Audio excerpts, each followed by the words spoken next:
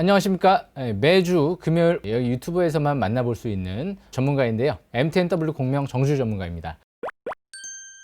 제가 이제 지난주 설명드렸던 종목부터 먼저 리뷰를 해드리고, 그리고 이제 오늘 종목 설명 드려보려고 하는데요. 그 전에 예전에 설명드렸던 한양 ENG, 원희골딩스, 심태골딩스, 이런 반도체 관련주들 제가 굉장히 강조를 많이 해드렸는데요. 결국에 이제 빛을 보기 시작하는 것 같습니다. 한양 ENG 날아가기 시작을 했고요. 원희골딩스 역시 시간이 나니까 급등을 하고 날아가기 시작을 했습니다. 심태골딩스 역시 퍼가 3배 정도밖에 안 될 정도의 굉장히 저평가다라는 얘기를 해드렸죠. 이제 오늘부터 급등세가 나오기 시작했죠. 아직 이런 종목들이 아직도 많이 실적 대비 상당히 저평가되어 있기 때문에 역시 향후에도 추가 급등세를 노려볼 수 있지 않을까, 그렇게 자신 있게 얘기를 해드릴 수 있을 것 같고요. 지난주 설명드렸던 이수학 같은 경우도 아직 횡보세가 이뤄지고 있는데 실적이 폭증하는 전고체 전지 관련주이기 때문에 굉장히 핫한 종목이 앞으로도 되지 않을까 생각을 합니다. 물론 이수학은 아직 바닥권에서 이제 움직이는 건 아니지만 역시 아직까지 시세는 끝나지 않았다라고 좀 보여지는데요. 제가 이때 한번 설명을 드렸었죠. 2021년도 1월 15일 날인데요. 지금 반등을 줬다가 횡보세가 좀 이뤄지고 있죠. 그런데 아직까지 거래량이 터지면서 상토 신호가 나오지는 않은 상태고요. 단기는 21선 지지 여부가 중요하다라고 보시면 될 것 같고요. 그리고 대량 거래가 최근 들어 시현됐던 전고점 부근이죠. 17,000원대 돌파 여부가 중요하지 않을까, 그렇게 생각을 합니다. 그래서 이수학 같은 경우 중장기 정벨 속에서 최대 거래량 고점 돌파를 이번 달 시도하고 있기 때문에 전고체 전지 이제 시작 관점에서 실적이 폭증하는 상태에서 아직 저평가되어 있기 때문에 향후에도 MACD가 0을 중장기 돌파를 하게 된다라고 하면 추가 반등을 노리면서 접근해 볼 수 있는 시점이다 라고 볼 수 있을 것 같습니다. 아직 투자 심리도 같은 경우도 과열권에 있지 않기 때문에 중장기는 꼭대기권에 있지 않는 것 같습니다. 단기 지지권, 저항권 참고한 상태에서 매매 전략을 이어나가시면 유리할 것 같고요. 오늘 제가 들고 온 종목은요, 일단은 힌트를 먼저 드리자면요, 전기차 쪽입니다. 역시 제가 항상 강조하는 거, 공명정주는 이꼬르 전기차다, 이런 어떻게 보면 이제 루머 혹은 이제 소문들이 많이 돌고 있는데요. 루머는 아니죠, 소문이죠.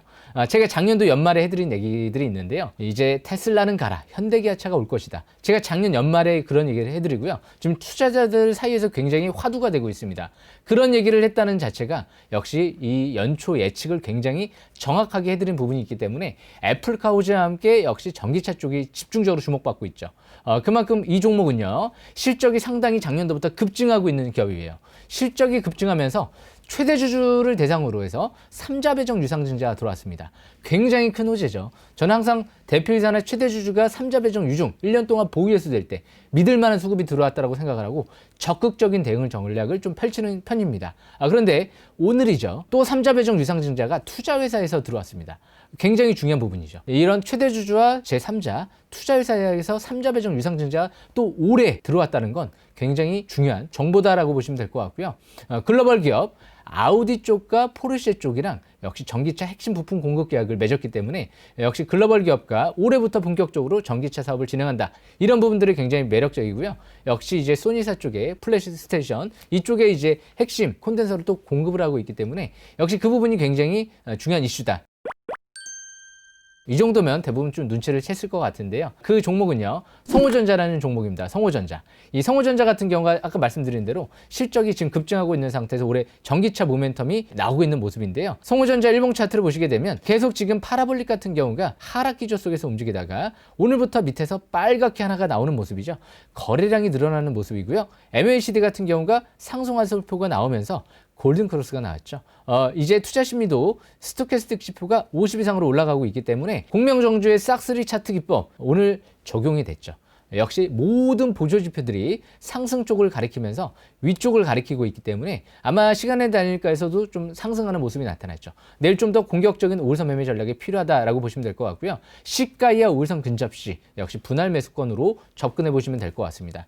중기적인 관점에선 이 61선 부근 1,400원대 부근이 지지권으로 보시면 될 것 같은데요. 아마 1,400원대는 웬만해서는 깨지 않을 가능성이 높을 겁니다. 그 이유는요, 3자 배정 유상증자가 1,400원대에서 1년 동안 이제 보유회수 투자회사에서 들어왔기 때문에 그 라인대가 어느 정도 바닥권점에서 볼 수 있는 위치가 아닌가 생각을 합니다. 1,400원대 지지권으로 보고 적극적인 매매 전략이 필요할 것 같습니다. 월봉 차트를 봤을 때도 이제 MACD가 0을 돌파할 때부터는 본격 상승 전환을 시도한다. 이제 싹쓸이 차트 공명정주의 기법인데요. 이 밑에서 집중적으로 지금 중장기 본격 상승 전환을 시도하고 있기 때문에 역시 성호전자 전기차 모멘텀과 더불어서 소니사 쪽의 재료와 함께 중장기 정벨 상태 5일선 21선, 61선, 100일선, 이제 200일선이 720일선을 돌파하는 골든크로스가 임박돼 있기 때문에 역시 내일장 추가 급등을 노리면서 접근해보는 위치에 있다라고 보시면 될 것 같습니다. 매수권 설명드렸고요. 지지권 설명드렸고 저항권 같은 경우는 2150원대 저 위에 대량 거래가 시현됐던 고점 부근, 그 부분을 저항권으로 보시면 될 것 같습니다.